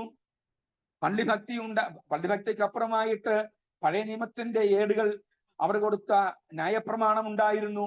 പിതാക്കന്മാരിൽ അവർ ഊറ്റം കൊണ്ടിരുന്നു. അങ്ങനെ 100 തോരണം ചാർത്തലുകളുമായിട്ടായിരുന്നു ആദിമസഭയിലെ വിശ്വാസികൾ. അവർക്ക് വിശ്വാസത്തിൽ കാലൂന്നിയപ്പോഴും അവർ മുൻപോട്ട് പോകാൻ ശ്രമിച്ചിരുന്നത്. അതുകൊണ്ട് തന്നെ അവർക്ക് ലഭിച്ച കൃത്യമായ അറിവും ബോധ്യവും ധാരണയുടെ അടിസ്ഥാനത്തിൽ, ബോധ്യത്തിന്റെ അടിസ്ഥാനത്തിൽ, അവർക്ക് ലഭിച്ച അറിവിന്റെ അടിസ്ഥാനത്തിൽ അവർ പറഞ്ഞു, ഞങ്ങളുടെ മേൽ കർത്തൃത്വം നടത്താൻ യേശു എന്ന എന്ന് പറഞ്ഞ രക്ഷകനായിരിക്കുന്ന, അഭിഷക്തനായിരിക്കുന്ന, പാപങ്ങളിൽ നിന്നും മോചിക്കാൻ കഴിവുള്ള, പൂർവകാല നിത്യതയിൽ ഉണ്ടായിരുന്നവൻ, ചരിത്രത്തിൽ ഉണ്ടായിരുന്നവൻ, ചരിത്രത്തെ AD എന്നും BC എന്നും രണ്ടായി തിരിച്ചവൻ, അഥവാ ചരിത്രത്തിൽ ചരിക്കുകയും ചരിത്രം ചമയ്ക്കുകയും ചരിത്രത്തിൽ ചരിക്കുകയും ചരിത്രത്തിന്റെ ചരമക്കുറിപ്പ് വാസ്തവത്തിൽ എഴുതിയിട്ട് ഒരു പുതിയ ചരിത്രം ചമയ്ക്കുകയും ചെയ്തവനാണ് യേശു എന്ന ചരിത്ര പുരുഷൻ. അതുകൊണ്ട് ഏതെല്ലാം തരത്തിൽ അവനെ സ്വാധീനപ്പെടുത്താൻ കഴിയുമോ അത്തരത്തിൽ ഞങ്ങളെയൊക്കെ സ്വാധീനപ്പെടുത്താൻ കഴിയുന്ന ക്രിസ്തുവാണ് ഇനി ഞങ്ങളുടെ മേൽ ആധിപത്യം കൊള്ളുന്നതെന്ന് ഉറക്കെ പ്രഖ്യാപിക്കാൻ അവർ തയ്യാറായി. ഞാൻ പറഞ്ഞ ആശയം, ഇത്രയും പറഞ്ഞ ആശയം മനസ്സിലായോ? നമ്മളെയൊക്കെ സ്വാധീനിക്കുന്നതും ഈ ലോകത്തിന്റെ പലതും നമ്മളെ സ്വാധീനിക്കാൻ സാധ്യത ഉണ്ടായിട്ടും നമ്മൾ വിശ്വസിക്കുന്ന വിശ്വാസ പ്രമാണം എന്ന് പറയുന്നതിന്റെ ഒറ്റ കാരണം കൊണ്ടാണ് നമ്മൾ അതിനോടൊക്കെ ശക്തമായി എതിർത്ത് ആർജവത്തോടു കൂടി ക്രിസ്തുവിന് വേണ്ടി നിൽക്കാൻ ഇടയാകുന്നത്. ഈ ഒരു കാരണമാണ്. ഇനി ശ്രദ്ധിച്ചേ, ഇനി യഹൂദ പാരമ്പര്യത്തിലും അതുപോലെ തന്നെ യഹൂദ പാരമ്പര്യത്തിൽ കർത്താവ് എന്ന വിശേഷണ പദം ധാരാളം അവർ ഉപയോഗിച്ചതായിട്ട് കാണാൻ കഴിയും. ഉദാഹരണത്തിന് 1 കൊരിന്ത്യർ 16:22 നമ്മുടെ കർത്താവ് വരുന്നു, കർത്താവേ വേഗം വരണമേ, മാറാനാഥ. അതൊരു അരാമ്യ പാരമ്പര്യത്തിൽ നിന്നും ക്രിസ്ത്യാനികൾ ഉൾക്കൊണ്ട രീതിയാണ്. എന്ന് പറഞ്ഞാൽ മുൻകാലങ്ങളിൽ, പൂർവ്വകാലങ്ങളിൽ, ആദിമകാലങ്ങളിൽ പരസ്പരം അവിടെ കൂട്ടായ്മകൾ കഴിഞ്ഞ്, സിനഗോഗിലാകട്ടെ അവിടെ കൂട്ടായ്മകൾ പ്രാർത്ഥന കഴിഞ്ഞ് അവർ പരസ്പരം ആലിംഗനം ചെയ്ത് പിരിയുമ്പോൾ അവർ ഉപയോഗിച്ചിരുന്ന പദം മാറാനാഥ എന്നാണ്. എന്ന് പറഞ്ഞാൽ നമ്മുടെ കർത്താവ് വേഗം വരുന്നു. നമ്മൾ ഇന്നാണെങ്കിൽ മാറണനാഥ എന്ന് പറഞ്ഞ് ആ പദം പോലും നമ്മൾ ഉപയോഗിക്കാറില്ല. എന്ന് പറഞ്ഞാൽ ഇങ്ങനെ കുറച്ച് നാൾ കൊണ്ട് പോട്ടെ, എങ്ങനെ വിശ്വാസം എന്ന് പറഞ്ഞത് എങ്ങനെയാണെന്ന് നമുക്കൊന്ന് പ്രായോഗികമായിട്ട് കുറച്ച് നമുക്ക് മനസ്സിലാകണ്ടേ, അല്ലേ? പിന്നെ കർത്താവ് ഇപ്പൊ തന്നെ രക്ഷിക്കപ്പെട്ടു, അന്ന് തന്നെ കർത്താവ് വരുന്നു. ആ ഒരു സംവിധാനമാണെങ്കിൽ വിശ്വാസം എന്ന് പറയുന്നത്, വിശ്വാസ ജീവിതം എന്ന് പറയുന്നത് എങ്ങനെയാണ് നമ്മൾ മനസ്സിലാക്കുക? തന്നെയല്ല, ഇവിടെ കെട്ടിപ്പൊക്കിയിരിക്കുന്ന, ഇവിടെ സമ്പാദിച്ചിരിക്കുന്ന ഈ നേട്ടങ്ങൾ, ഈ സമ്പാദ്യങ്ങൾ, ഇവിടെ ആർജിച്ചിരിക്കുന്ന പലതും നമുക്ക് ഒന്നുകൂടി ഒന്ന് ആസ്വദിക്കാൻ കഴിയാതെ എങ്ങനെയാണ് പെട്ടെന്ന് അങ്ങോട്ട് പോവുക? അങ്ങോട്ട് പോയ ഈ പരിപാടിയൊന്നുമില്ല, അവിടെ പാട്ടും പ്രാർത്ഥനയും ഹല്ലേലൂയയും സ്തോത്രവും ഒക്കെ ഉള്ളൂ. അതുകൊണ്ട് ഇതിന്റെയൊക്കെ ആസ്വാദനങ്ങൾ ഒന്ന് കൃത്യമായിട്ട് അനുഭവിച്ച ശേഷം പോകാം എന്നുള്ളത് കൊണ്ട് നമ്മൾ മാറാനാഥ എന്ന് പറയുന്ന പദം പരസ്യമായി നമ്മൾ എന്ത് ചെയ്യുക? ബഹിഷ്കരിച്ചിരിക്കുകയാണ്. ഞാനൊരു സത്യം പറയും, ഞാൻ ഇത്ര നേരം പറഞ്ഞ സത്യം കേട്ടോ. നുണയല്ല പറഞ്ഞ എത്ര നേരം പറഞ്ഞ സത്യമാണ്. ഇനി ഈ ഞങ്ങളുടെ സഭയില് നടക്കുന്ന ഏത് സഭയാണെന്ന് ചോദിക്കരുത്, സഭ പറഞ്ഞാൽ നിങ്ങൾ അറിയും. ഞങ്ങളുടെ സഭയില് ഒരു പാട്ട് ഞങ്ങളെ ഈ കൊയറിനൊക്കെ ഉള്ളതുകൊണ്ട് ഒരു പാട്ട് അങ്ങ് നിരോധിച്ചായിരുന്നു കമ്മിറ്റി കൂടി. ആ പാട്ടെന്ന് ചോദിച്ചു കഴിഞ്ഞാൽ, രക്ഷിതാവിനെ കാൺക പാവി, രക്ഷിതാവിനെ കാൺക പാവി, നിന്റെ പേർക്കല്ലയോ ക്രൂശിന്മേൽ തൂങ്ങുന്നു, നിന്റെ പേർക്കല്ലയോ ക്രൂശിന്മേൽ തൂങ്ങുന്നു. കമ്മിറ്റി കൂടിയപ്പം ദാക്കന്മാരും വേണ്ടപ്പെട്ടവരെല്ലാം പറഞ്ഞു, ഇവിടെ ആരാ ഭാവിയുള്ളത്? ഇവിടെ ഈ സഭയില് ഭാവികളായിരിക്കുന്നവർ ഇല്ല. പറഞ്ഞ സഭയ്ക്ക് പുറത്തുള്ളവരാണ് ഭാവി. അതുകൊണ്ട് ഇവിടെ പാടേണ്ട പാട്ട് അതല്ല. ഇനി തൽക്കാലം ആ പാട്ട് തിരുവത്താഴത്തിന് പാടണ്ട എന്ന് ഒരു കാലഘട്ടത്തിൽ വിലക്കിയിരുന്നു. ഞങ്ങളിത് പാടാതെ ഇരുന്നു. ഇപ്പം പിന്നെ ആരോഗ്യമോ പാപം ചെയ്തു. അതുകൊണ്ട് കമ്മിറ്റി കൂടി വീണ്ടും തീരുമാനിച്ചു, നിങ്ങൾ ആ പാട്ട് പാടിക്കൊള്ളാൻ പറഞ്ഞിപ്പോ ഞങ്ങൾ പാടുന്നുണ്ട് ആ പാട്ട്. ഞാൻ പറഞ്ഞ ആശയം മനസ്സിലായി പ്രിയമുള്ളവരെയും. പൂർവകാലങ്ങളിൽ പിതാക്കന്മാർ സത്യത്തിന് വേണ്ടി നിന്ന് അവർ ഉപയോഗിച്ചിരുന്ന വിശ്വാസ പ്രഖ്യാപനങ്ങളിൽ പലതും ഇന്ന് വേരോടെ പിഴുതു മാറ്റുക മാത്രമല്ല, ജീവിതത്തിൽ നിന്ന് സഭയിൽ നിന്ന് മാത്രമല്ല, ജീവിതത്തിൽ നിന്ന് പോലും പിഴുതു മാറ്റിയതിന്റെ ഫലമായി നമുക്ക് പരസ്പരം നമ്മൾ എന്ത് ചെയ്യാൻ, ഈ പണ്ട് ഈ കോവിഡ് വന്നപ്പം ഞാനൊക്കെ കോവിഡ് ചത്തുപോയ പാർട്ടിയാണ്. 10 ദിവസം കൊണ്ട് 14 സിലിണ്ടർ കൃത്യമായി വലിച്ചു തീർത്തവനാണ്. 10 ദിവസം 14 സിലിണ്ടർ ദൂരിയില്ല. സാച്ചുറേഷൻ ലെവലൊക്കെ 62. ഒരു രാത്രി ചത്തുപോകുന്നു ചിന്ത ഞാൻ പിന്നെ പറയാതെ. ഓക്കെ. അപ്പം ഈ കോവിഡ് കഴിഞ്ഞപ്പോൾ, തിരുവത്താഴം കഴിഞ്ഞപ്പം നമുക്ക് ഈ കെട്ടിപ്പിടിക്കുവാനോ ഉമ്മ വെക്കുവാനോ ഒന്നും നമുക്ക് വിശുദ്ധ ചുംബനം എന്ന് പറയില്ല. നമ്മൾ നടത്തുന്ന ഈ കലാപരിപാടി വിലക്ക് കൊണ്ടുകൊണ്ട് നമ്മൾ ആദ്യം കൈ ഇങ്ങനെ കൊടുത്തു. പിന്നെ ഞങ്ങളുടെ വലിയ ഗജസഭയിലെ കുമ്പനാട്ടിൽ പിന്നെ ഈ മുട്ടിടിയായിരുന്നു. ഈ തിരുവത്താഴം കഴിഞ്ഞ് അങ്ങോട്ടും ഇങ്ങോട്ടും തിരുന്ന് എന്ത് ചെയ്യാം, മുട്ടിടിക്കുക. ഇപ്പൊ മുട്ടിടിക്കുക, എല്ലാരും മുട്ടിടിച്ചിടിച്ചിടിച്ച് കേന്ദ്രം ഒരു മുട്ടിടിക്കുന്നു. ഇപ്പോൾ സംസ്ഥാനം മുട്ടിടിക്കുന്നു, സംസ്ഥാനം ഇറക്കുന്നു, കേന്ദ്രം ഇറക്കുന്നു. എന്തെല്ലാം കാര്യപരിപാടികളാ. കർത്താവ് സ്റ്റേജിൽ വരുമ്പോൾ കർത്താവ് വേഗം വരും എന്നുള്ള പ്രഖ്യാപിക്കാൻ ഒരു ഉളുപ്പമില്ലാത്ത സുവിശേഷ പ്രഭാഷകരും നേതാക്കന്മാരുമായി തീർന്നിരിക്കുന്നു. അതപ്പതിച്ചു പോയി നമ്മുടെ ഈ പ്രസ്ഥാനങ്ങളൊക്കെ. അവഹേളിക്കുകയല്ല, സ്വയം പല്ലട കുത്തുകയല്ല, മറിച്ച് നമ്മൾ തിരിച്ചറിയണം, നമുക്കിതൊന്നും ബാധകമല്ല. നമ്മൾ ലഭിച്ച വിശ്വാസത്തും പ്രകാശത്തിനും മുൻപോട്ട് പോകുക. ഇതൊക്കെ സ്ഥാപനവൽക്കരിക്കപ്പെടുമ്പോൾ, സമൂഹം സ്ഥാപനവൽക്കരിക്കപ്പെടുകയും വിശ്വാസ സമൂഹം ഈ സഭകൾ സ്ഥാപനവൽക്കരിക്കുമ്പോൾ, ഒന്നുകൂടെ ഞാൻ പറയാം, സ്ഥാപനവൽക്കരിക്കപ്പെടുമ്പോൾ ഇതല്ല, ഇതിനപ്പുറം നടക്കും. നമ്മളെ സംബന്ധിച്ചോളം ഇതൊന്നും വിഷയമല്ല. എങ്ങനെയെങ്കിലും വചനം പറയ്ക്കുക, സുവിശേഷം പറയുക, കർത്താവ് വരുമ്പോൾ പോകാനുള്ള ഒരു പരാക്രമമല്ല, ഒരു പരിക്രമം നടത്തുക. അതിനുവേണ്ടിയുള്ള ഒരു പരിക്രമിയായി സ്വയം കർമ്മം ചെയ്യുന്നവനായി തീരണം, പരിക്രമിയായി തീരണം. അതിനുവേണ്ടിയുള്ള ശ്രമമായിരിക്കണം നമ്മുടെ ഈ പഠനമൊക്കെ. ഞാൻ സാനുഭവവശാൽ പറഞ്ഞേ ഉള്ളൂ. ഓക്കെ, ശ്രദ്ധിച്ചേ. അപ്പം വാസ്തവത്തിൽ ഞാൻ പറഞ്ഞത് ഈ ഇത്തരത്തിൽ പുതിയ നിയമക അന്നൊക്കെ വിശ്വാസത്തിന്റെ പ്രഖ്യാപനം എന്ന് പറഞ്ഞാൽ അത് വാസ്തവത്തിൽ അവരുടെ വിശ്വാസം എന്ന് പറഞ്ഞാൽ പ്രതീക്ഷകളുടെയും പ്രത്യാശകളുടെയും ഒക്കെ ആകത്തുകയായിരുന്നു. കർത്താവ് വരും, അതുകൊണ്ട് തിന്നുക കുടിക്കുക, നാളെ ചാകുമെന്നുള്ള കാര്യപരിപാടി മാറ്റിവെച്ചിട്ട് ഉള്ളതെല്ലാം വിൽക്കുക, ഈ അപ്പോസ്തലന്മാരെ കാൽക്കീഴിൽ കൊണ്ടുവെക്കുക, പ്രതീക്ഷയോടെ കാത്തിരിക്കുക, കൂട്ടമായിരുന്നു ഇപ്പോൾ തന്നെ വരുമെന്നുള്ള വലിയ പ്രതീക്ഷയോടുകൂടെ കാത്തിരുന്നു. പക്ഷേ അതുകൊണ്ട് തന്നെ ആ കാലഘട്ടങ്ങളിലുള്ള പ്രഖ്യാപനങ്ങൾ ഇനി അതെല്ലാം മറന്നേക്കൂ. അതെല്ലാം മറന്നിട്ട് ശ്രദ്ധിച്ച്, പെന്തക്കോസ്തിന്റെ ആരംഭ കാലഘട്ടങ്ങളിൽ മലയാള മണ്ണിൽ പെന്തക്കോസ്ത് വീണപ്പോൾ, അല്ലെങ്കിൽ അതിന്റെ വിത്ത് വീണപ്പോൾ, ഇനി സഭയുടെ ആദിപിതാക്കന്മാർ ഒക്കെ ഉപയോഗിച്ചിരുന്ന എത്രയോ പദങ്ങൾ അന്യവൽക്കരിക്കപ്പെട്ടു. നമ്മുടെ സമൂഹത്തിൽ നിന്ന് പോലും അത് മാറിപ്പോയി എന്നുള്ളതല്ലേ ദുഃഖകരമായിരിക്കുന്ന കാര്യം. നമ്മുടെ ഉള്ളിലെങ്കിലും നേരിയ പ്രതീക്ഷ ഉണ്ടാവണം കേട്ടോ. എന്ന് പറഞ്ഞാൽ ഇതൊക്കെ ഒന്ന് നേരിയ പ്രതീക്ഷ എന്ന് ഞാൻ അർത്ഥമാക്കുന്നത് ഇതൊക്കെ ഉപയോഗിക്കാനുള്ള ഒരു ആഗ്രഹം നമുക്കുണ്ടാവണം എന്ന് പറഞ്ഞാൽ വിശ്വാസത്തിന്റെ പ്രഖ്യാപനം നമ്മുടെ ഉള്ളിൽ എപ്പോഴും ആരൊക്കെ എന്തൊക്കെ പറഞ്ഞാലും, എന്തൊക്കെ ഈ ഭൂമിയിൽ തകിടം പറഞ്ഞാലും, നമ്മുടെ ചർച്ച ആകട്ടെ, നമ്മുടെ കുടുംബമാകട്ടെ, ദേശമാകട്ടെ, ആരുമായിക്കൊള്ളട്ടെ, നമുക്ക് ലഭിച്ച പ്രകാശനത്തിൽ മുൻപോട്ട് പോകണമെങ്കിൽ ഇത്തരത്തിലുള്ള അറിവുകളും ബോധ്യങ്ങളും നമുക്ക് എന്ത് ചെയ്യണം, ശരിയായി ഉണ്ടാകണം. ഞാൻ പലപ്പോഴും പറഞ്ഞ പോലെ വിശ്വാസം എന്ന് പറയുന്നത് എബ്രായ ലേഖനം 11-ാം അധ്യായത്തിന്റെ ആശിക്കുന്നതിന് ഉറപ്പ് കാണാത്ത കാര്യമെന്ന് പറഞ്ഞ് നമ്മൾ പോകാതെ നമ്മുടെ വിശ്വാസം നമ്മോട് സംസാരിക്കണം. നമ്മുടെ വിശ്വാസത്തോട് സംസാരിക്കാനുള്ള ഒരു അറിവ് നമുക്കുണ്ടാകണം. അതുകൊണ്ട് തന്നെ വിശ്വാസം എന്ന് പറയുന്നത് നമുക്ക് ഇന്ദ്രിയങ്ങൾക്ക് ബോധ്യമാകുന്ന, നമുക്ക് നമ്മുടെ പഞ്ചേന്ദ്രിയങ്ങൾ കൊണ്ട് അനുഭവിക്കാൻ കഴിയുന്നതായിരിക്കണം നമ്മുടെ വിശ്വാസം എന്ന് പറയുന്നത്. അതിനോട് സംസാരിക്കണം, അതിനെ കേൾക്കണം, അതിനെ കാണണം, അതിനെ അനുഭവിക്കാൻ ഇടയായിത്തീരണം. അത്തരത്തിൽ ജീവനുള്ള വിശ്വാസത്തിന്റെ ഒരു അറിവും ബോധ്യമാണ് വാസ്തവത്തിൽ ഈ കാലഘട്ടത്തിൽ നമുക്ക് ആവശ്യം. ഇനി ഞാൻ ഒന്നുകൂടെ പറഞ്ഞ് അവസാനിപ്പിക്കാം ആ ഭാഗം. നമ്മളൊക്കെ എന്തുകൊണ്ടാണ് എത്ര പ്രതികൂലം വന്നാലും എത്ര വിഷയം ഉണ്ടായാലും നമ്മൾ ആരും പിന്മാറ്റത്തിൽ പോകാത്ത കാര്യമില്ല? നമ്മളെന്നെ പിന്മാറ്റത്തിൽ പോകാത്തത്? നമുക്ക് പോകാൻ സ്ഥലമില്ല എന്നുള്ളത് കൊണ്ടാണോ? ആണോ? നമ്മളൊക്കെ എത്ര പ്രാവശ്യം നമ്മോട് തന്നെ സംസാരിച്ചിട്ടുണ്ട് അല്ലേ? നമ്മുടെ വിശ്വാസത്തോട് സംസാരിച്ചിട്ടുണ്ട്. നമ്മുടെ വിശ്വാസത്തെ എത്ര പ്രാവശ്യം മറിച്ചും തിരിച്ചും നമ്മൾ ഈ കൂലങ്കഷമായിട്ട് ചിന്തിച്ചിട്ടുണ്ട്.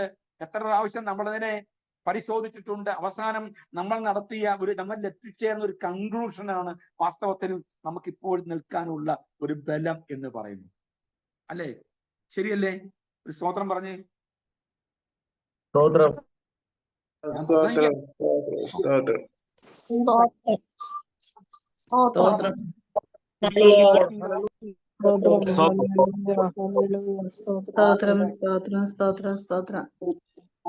മാത്രം പോയാൽ മതി കേട്ടോ. അങ്ങനെ ചിന്ത നിങ്ങളിൽ ഉണ്ടാക്കിയെടുക്കണം നിങ്ങൾ തന്നെ, അല്ലേ? നമ്മുടെ എല്ലാം പ്രശ്നം, നമ്മുടെ വീട്ടിൽ കറണ്ട് ഇല്ല എങ്കിൽ നമ്മൾ ആദ്യം അന്വേഷിക്കുന്ന എവിടെയാ? നമ്മുടെ സ്വിച്ച് ബോർഡ് പ്രശ്നം ഉണ്ടോന്നാണോ? അല്ലെങ്കിൽ നമുക്ക് എന്താണെന്ന് നമ്മൾ നമ്മുടെ വീട്ടിൽ അന്വേഷിക്കുകയല്ല, തൊട്ടടുത്തെടിയും പിന്നമ്മയുടെ വീട്ടിൽ അല്ലെങ്കിൽ അപ്പുറത്തെ തമാശാന്റെ വീട്ടിൽ കറണ്ട് ഉണ്ടോ നോക്കിയേ. നമ്മുടെ വീട്ടിൽ കറണ്ട് ഇല്ലെങ്കിൽ ഞാൻ സാധാരണ ചെയ്യുന്നത്, കറണ്ട് പോയ അന്നേരം മൊബൈൽ എടുക്കുക, KSEB വിളിച്ചു പറയാന്നുള്ളത്, ഇവിടെ കറണ്ട് പോയിരിക്കുന്നു. അതാണ് നമ്മൾ ചെയ്യേണ്ടത്. അന്നേരം നമ്മൾ എന്ത് ചെയ്യാ? നമ്മൾ ടോർച്ച് എടുത്തുകൊണ്ട് മൊബൈൽ, ഇപ്പം നമ്മൾ മൊബൈൽ മാറ്റി വെക്കാറില്ലല്ലോ. ഞാൻ ഉൾപ്പെടെ ഉള്ള ആളുടെ കാര്യം, നമ്മളെല്ലാം കയ്യിൽ എപ്പോഴും ഒരു കൈ ആഴത്തിൽ മൊബൈലുണ്ട്. കിടക്കാൻ നേരത്ത് അലാറം വിളിക്കുമ്പോൾ നമ്മുടെ ജീവിതത്തിൽ ചരിയായി മാറി. അത് നമുക്ക് ഇനി മാറ്റാൻ പറ്റത്തില്ല. ഓക്കെ, ശരി. അതുകൊണ്ട് തന്നെ അന്നേരം ടോർച്ച് തെളിച്ചിട്ട് നമ്മൾ എന്ത് ചെയ്യും? അപ്പുറം നോക്കിയല്ല ചെയ്യേണ്ടത്, അന്നേരം KSEB വിളിക്കണം കേട്ടോ. എന്ന് പറഞ്ഞാൽ കറണ്ട് തരുന്ന എവിടെയാണോ അവിടെ വിളിക്കണം. ഞാൻ പറഞ്ഞ ആശയം മനസ്സിലായോ? നമ്മുടെ നാട്ടിൽ നമുക്ക് വിശ്വാസത്തിന് ഒരു പ്രശ്നമുണ്ടായി എന്ന് തോന്നുമ്പോൾ നമ്മൾ കമ്പാരിസൺ അല്ല നടത്തേണ്ടത്. അവരെങ്ങനെയാണ്, ഇവരെങ്ങനെയാണ്, അവർക്കത് ചെയ്യാം, ഇവർക്കത് ചെയ്യാമെന്നുള്ള ഒരു ധാരണ ഉണ്ടാവാൻ പാടില്ല. നമുക്കൊന്നും ചെയ്യാൻ പറ്റിയില്ലെങ്കിലും, നമുക്കൊന്നും നേടാൻ പറ്റിയില്ലെങ്കിലും, നമുക്ക് ഇതൊന്നും ചെയ്യാൻ പാടില്ല എന്നുള്ള ഒരു അറിവെങ്കിലും ഉണ്ടായാൽ മതി. ഞാൻ പറഞ്ഞ ആശയം മനസ്സിലായോ? എത്ര പേർക്ക് മനസ്സിലായി? നമുക്ക് വലിയ വലിയ കാര്യങ്ങൾ ചെയ്യണ്ട, അത് വലിയ പ്രാപ്തി നമുക്കില്ല. പക്ഷെ ഇതൊന്നും എനിക്ക് ചെയ്യാൻ പാടില്ല എന്ന് മാത്രം അറിഞ്ഞാൽ മതി. നമ്മുടെ ആശയം മനസ്സിലായോ? നമുക്ക് ഒരു വലിയ പ്രഭാഷണം നടത്തണ്ട, നമുക്ക് വലിയ ആളുകളെ നേടുവൊന്നും വേണ്ട. വിശ്വാസത്തിൽ നിൽക്കുന്ന ആളുകൾക്ക് ഇതൊന്നും പാടില്ല എന്നുള്ള ഒരു അറിവുണ്ടായാൽ മതി. ഓക്കെ, ഞാൻ ഇത്രയും പറഞ്ഞത് കർത്താവ് എന്ന പദത്തിന് അധികാരം നടത്താൻ കഴിവുള്ളവനായതുകൊണ്ടാണ് വളരെ ആധികാരികമായി പൗലോസ് ഈ പദം ഉപയോഗിച്ചത്. ഇനി ശ്രദ്ധിച്ചേ, 1 കൊരിന്തി 1:2 കർത്താവായ ക്രിസ്തു എന്നും 1 കൊരിന്തി 12:23 കർത്താവായ യേശു എന്നും 1 കൊരിന്തി 8:5 മുതൽ 5:6 ഇതിൽ ക്രിസ്തുവിനെ കർത്താവെന്നും വിശേഷിപ്പിച്ച് ഈ ക്രിസ്തുവിൻ എന്ന ആ നാമത്തിന്റെ വിശേഷം താൻ പങ്കുവെക്കുകയാണ് തന്റെ ലേഖനങ്ങളിലൂടെ. ഒരു 15 മിനിറ്റ് നമുക്ക് മുമ്പിലുണ്ട്. അതിൽ പൗലോസിന്റെ ലേഖനങ്ങളിൽ ഇപ്പം ഇത്രയും കാര്യങ്ങൾ നമുക്ക് പറഞ്ഞ് അവസാനിപ്പിക്കാം. അവിടെ ഞാൻ ഇടയ്ക്കിടയ്ക്ക് ഈ കാര്യങ്ങളൊക്കെ ഇടയ്ക്ക് ഇങ്ങനെ വിഷയം വിട്ടു പോവുകയല്ല. ഞാൻ ഈ വിഷയത്തിൽ നിന്നുകൊണ്ട് തന്നെയാണ് നിങ്ങൾക്ക് ഒരു ചെറിയ ബോധവൽക്കരണം എന്ന നിലയിൽ പറയുന്നത് മാത്രമേ ഉള്ളൂ. ഇനി ഈ നിങ്ങൾ ഈ പ്രസംഗിക്കുന്ന ആളുകളാണെങ്കിൽ, പ്രസംഗക്കുറിപ്പ് ആവശ്യമുള്ള ആളുകൾ, അല്ലെങ്കിൽ പ്രസംഗിക്കാൻ താല്പര്യം, നമ്മളെല്ലാം പ്രസംഗിക്കുന്നവരാണല്ലോ. അതുകൊണ്ട് തന്നെ നിങ്ങൾക്കും കൂടി അപ്പം സ്വീകാര്യമായ അല്ലെങ്കിൽ ഒരു ചില ചിന്തകളാണ് ഇനി പറയാൻ പോകുന്നത്. പൗലോസിന്റെ ദൈവശാസ്ത്ര ചിന്തകളിൽ ക്രിസ്തുവിൽ, ഇൻ ക്രൈസ്റ്റ് എന്ന പദം, ക്രിസ്തുവിൽ എന്ന പദപ്രയോഗങ്ങൾ പൗലോസ് നടത്തിയിട്ടുണ്ട്. വളരെ പ്രാധാന്യം അർഹിക്കുന്ന. നിങ്ങൾക്കൊരു പക്ഷേ പല പദങ്ങളിൽ അത് കാണാൻ കഴിയും. 2 കൊരിന്ത്യർ 5:18, റോമാലേഖനം 3:23, 8:39, ഗലാത്യർ 3:14, ഇങ്ങനെ പല ഭാഗങ്ങളിലും ക്രിസ്തുവിൽ, ഇൻ ക്രൈസ്റ്റ് എന്ന് കാണാൻ കഴിയും. ഇനി നമ്മൾ ചിന്തിക്കുന്നതാണ് ക്രിസ്തുവിൽ അഥവാ ഇൻ ക്രൈസ്റ്റ് എന്ന പദപ്രയോഗങ്ങൾ. ശ്രദ്ധിക്കുക, തന്റെ ലേഖനങ്ങളിൽ വളരെ വിശിഷ്ടമായി, വളരെ പ്രാധാന്യത്തോടു കൂടി അവതരിപ്പിക്കുന്ന ഒരു വിഷയമാണ് ഇൻ ക്രൈസ്റ്റ് അഥവാ ക്രിസ്തുവിൽ എന്ന വിഷയം. എന്താ അതിന്റെ പ്രത്യേകത? അഥവാ ഇൻ ക്രൈസ്റ്റ് ജീസസ്, ക്രിസ്തു യേശുവിൽ, ഇൻ ദ ലോർഡ് കർത്താവിൽ, ഇൻ ഹിം അവനിൽ എന്നിങ്ങനെ ക്രിസ്തുവിൽ എന്ന പദപ്രയോഗം പലയിടത്തും ഉപയോഗിച്ചിരിക്കുന്നു. ഇതിന് എന്ത് കാരണം കൊണ്ടാണ്, എന്താണ് അതിന് അർത്ഥമാക്കുന്നത് എന്നാണ് നമ്മൾ ചിന്തിക്കുന്നത്. ഒന്ന്, ഇതൊരു ഇൻസ്ട്രുമെന്റലിക് സെൻസ് ആണ്. ഇൻസ്ട്രുമെന്റലിറ്റിക് സെൻസ് അഥവാ മാധ്യമ രീതിയാണ്. എന്ന് പറഞ്ഞാൽ ഒരു ഉപകരണം എന്ന അർത്ഥത്തിൽ ആണ് ഇൻ ക്രൈസ്റ്റ് എന്ന പദം ഉപയോഗിച്ചിരിക്കുന്നത്. ഒരു ഉപകരണം എന്ന പദത്തിൽ, അഥവാ ഒരു മാധ്യമം.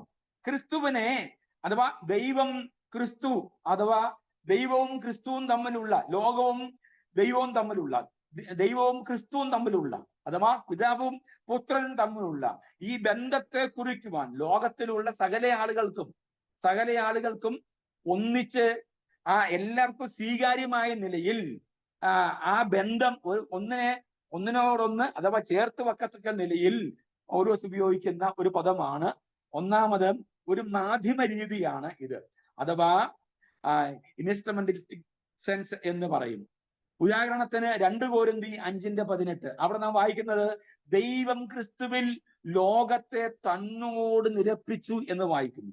ദൈവം ക്രിസ്തുവിൽ ലോകത്തെ തന്നോട് എന്ത് ചെയ്തു? നിരപ്പിച്ചു എന്ന് പറഞ്ഞാൽ ദൈവവും ലോകവും തമ്മിലുള്ള ബന്ധത്തെ സ്ഥാപിക്കാൻ ഒരു മാധ്യമം എന്ന നിലയിൽ, ശ്രദ്ധിക്കണം, മാധ്യമം എന്ന നിലയിലാണ്, മധ്യസ്ഥൻ എന്ന നിലയിൽ എന്ത് ചെയ്യുക? ഉപയോഗിച്ചിരിക്കുക. മധ്യസ്ഥൻ എന്ന പദമൊക്കെ അല്പം കൂടി തെറ്റിദ്ധരിക്കപ്പെടുന്ന ഒരു പദമായി നമ്മൾ ചിന്തിക്കാറുണ്ട്. അങ്ങനെയല്ല, മറിച്ച് എന്ന് പറഞ്ഞാൽ യോജിക്കാൻ കഴിയാത്ത 2 വ്യത്യസ്തമായ അവസ്ഥാവിശേഷത്തെ ഒന്നിച്ച് സംഘടിപ്പിക്കാൻ വേണ്ടി, അല്ലെങ്കിൽ ഒന്നായി തീരാൻ വേണ്ടി ഉപയോഗിക്കുന്ന ഒരു രീതി എന്ന് മാത്രം ചിന്തിച്ചാൽ മതി. നമുക്കറിയാം, മനുഷ്യന്റെ സൃഷ്ടി തന്നെ വൈവിധ്യങ്ങളിൽ ഏകീകരണമാണ്. മനുഷ്യന്റെ സൃഷ്ടി തന്നെ വൈവിധ്യങ്ങളിൽ ഉള്ള ഏകീകരണം എന്ന് പറഞ്ഞാൽ 2 സംസ്കാരങ്ങളുടെ, 2 സങ്കരമായിരിക്കുന്ന അവസ്ഥകളുടെ മണ്ണും വിണ്ണും ഒന്നായി ചേർന്നതാണ് വാസ്തവത്തിൽ മനുഷ്യൻ എന്ന് പറയുന്നത്, അല്ലെ? മണ്ണുകൊണ്ട് രൂപമുണ്ടാക്കുന്നു, എന്ത് ചെയ്യിക്കൂ? അതിന്റെ മൂക്കിലേക്ക് ജീവശ്വാസം ഊതുന്നു, ജീവനുള്ള ദേഹിയായിത്തീരുന്നു. മണ്ണും വിണ്ണും ഒരിക്കലും ചേരാത്ത 2 വ്യത്യസ്തമായ അവസ്ഥകളെ കൂട്ടിച്ചേർക്കാൻ എന്ത് ചെയ്തു? ദൈവം കൂട്ടിച്ചേർത്താണ് മനുഷ്യനെ സൃഷ്ടിച്ചത് എന്ന് പറഞ്ഞ പോലെ ഈ 2 വ്യത്യസ്തമായ അനുഭവങ്ങളെ ഒന്നാക്കി തീർക്കാൻ വേണ്ടി ക്രിസ്തുവിൽ, ഇൻ ക്രൈസ്റ്റ് ജീസസ് എന്ന് പൗലോസ് ഉപയോഗിക്കാൻ ഇടയായി. ഇനി രണ്ടാമത്തെ കാര്യം ഐഡന്റിറ്റി സെൻസ് എന്ന് പറഞ്ഞാൽ വ്യക്തിഗത രീതിയാണ്. വ്യക്തിഗത രീതി എന്താ അതിന്റെ അർത്ഥം? റോമാലേഖനം 3:24, 8:39, ഗലാത്യ ലേഖനം 3:14, ഫിലോമോൻ 16.